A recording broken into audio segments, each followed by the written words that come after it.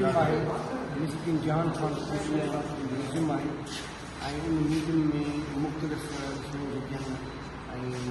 उन्हनि जो कल्चर उन्हनि जी सकाफ़त उन्हनि जा जेको सामान आहे उहो किरदारु आहे खुशबू सोढो त साईं खुशबू सोढो जे बारे में थोरो ॿुधायो। केसूबा बेसिकली ये डब्बा कक्षा कंपनी का बोडेसर वाले बूथ है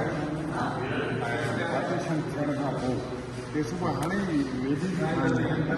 पार्टीशन थियण खां पोइ जॾहिं हितां खां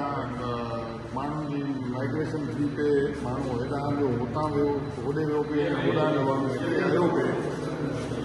त केसूबा जा भाउ बिरादर वग़ैरह सॼी शिफ्ट थी वई ऐं केसूबा जो तव्हां अच्छा ऐं कारण जा छॾे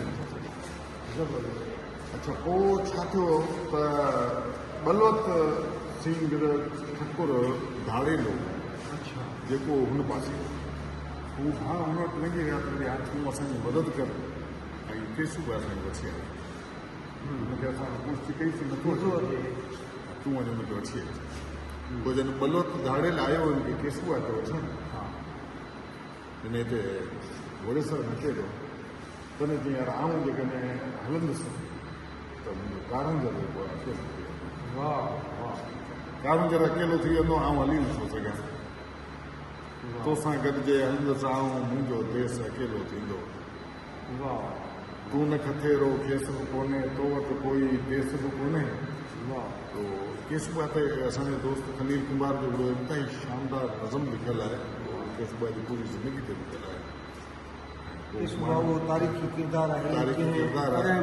ऐं केसूबा जहिड़ो सुहिणो ठकुर हिन पूरी एरिया में वाह वाह ख़बर वतनी जो आला मिसाल आहे जेको जंहिं मरण खे उहो शख़्सियतुनि खां वठी तबियतुनि खां वठी उहो पंहिंजी शिकिल खां वठी जेॾो हसीन हो उहो तबियतुनि बि एॾो हसीन हो त उहो वतन जे किरदार खां ओॾो हसीन थी ॾिठो। वरी महिरबानी।